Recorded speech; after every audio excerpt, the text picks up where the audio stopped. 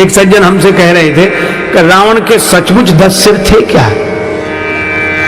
रावण के 10 सिर थे?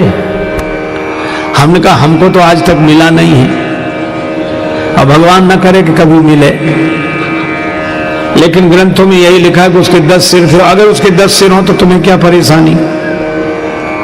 का परेशानी यह है कि जब उसके 10 सिर थे तो एक सिर बीच में रहता होगा, 5 सिर एक तरफ, 4 सिर एक तरफ, तो जिधर 5 सिर होंगे उधर वजन ज्यादा होगा, जिधर 4 सिर होंगे उधर वजन कम होगा। तो उसकी गर्दन का बैलेंस कैसे ठीक बैठता होगा? तो टेढ़ी रहती होगी, वो तो टेढ़ी रहती होगी।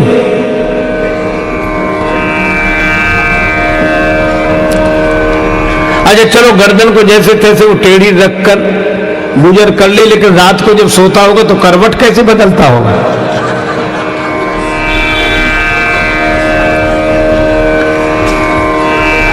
देखो भैया, एक महात्मा ने उत्तर दिया कि वो सीता माता का हरण करने गया तो एक सिर बना लिया था, ऐसे 10 सिर परेशान करते हुए एक सिर बना लेता होगा। पर तुलसीदास जी क्या कहना चाहते हैं कि रावण को ज्ञान तो है, लेकिन उसका ज्ञान गया कहां? इधर 5 सिर, इधर 4 सिर और गर्दन टेढ़ी। इसका मतलब रावण का ज्ञान अपने जीवन में नहीं उतरा। रावण का ज्ञान इधर उधर वालों के लिए, इधर वालों के लिए, उधर वालों के लिए, अपने लिए नहीं।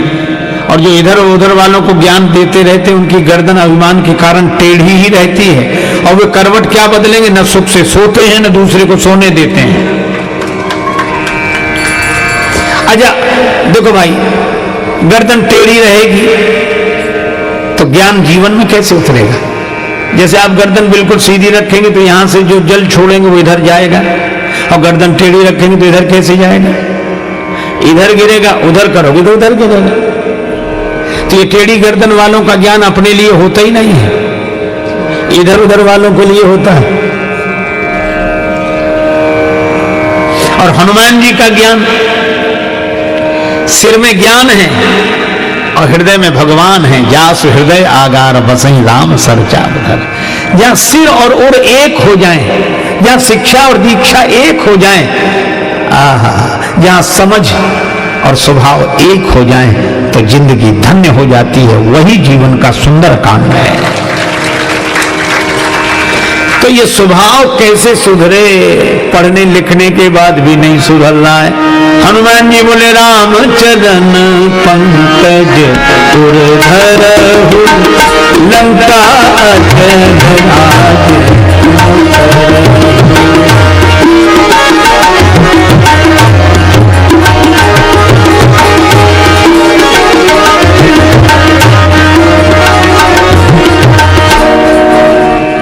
राम जी के चरणों को हृदय में रख लो, दिल ठीक हो जाएगा, दिमाग तो ठीक है ही।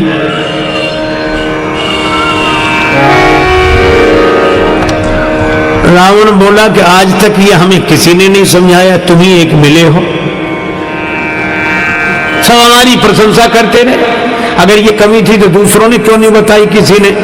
हनुमान जी बोले रावण 2 तरह के फोटोग्राफर होते हैं,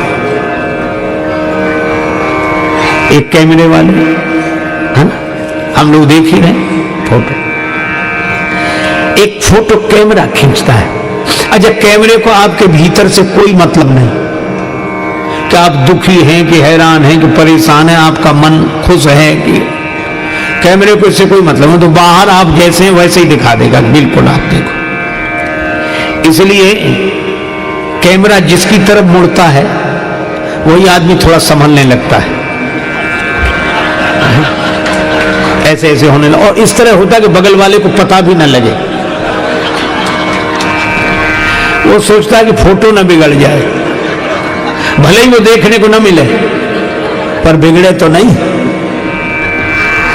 अच्छा, आसान भी है, बाहर से ही तो थोड़ा ठीक करना, अपने को भीतर जो भी भैंस बना रहे कोई दिक्कत नहीं।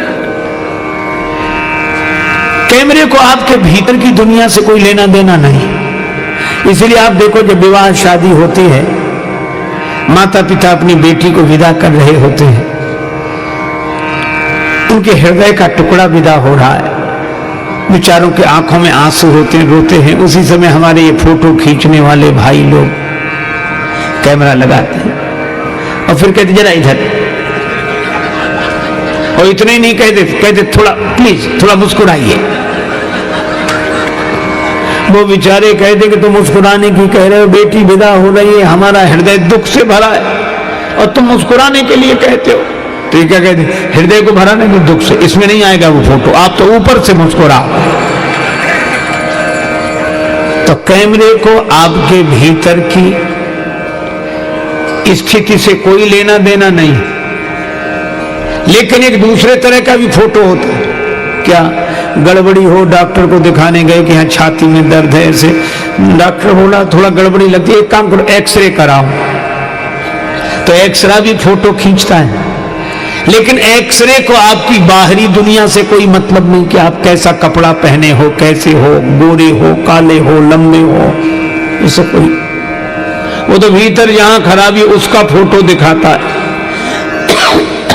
तो हनुमान जी ने कहा रावण, अभी तक तुम्हें जितने तुम्हारी प्रशंसा करने वाले मिले वो कैमरे के फोटोग्राफर हैं, वे तुम्हारी बाहरी शान और शौकत देखकर प्रशंसा करते रहे, और लेकिन मैं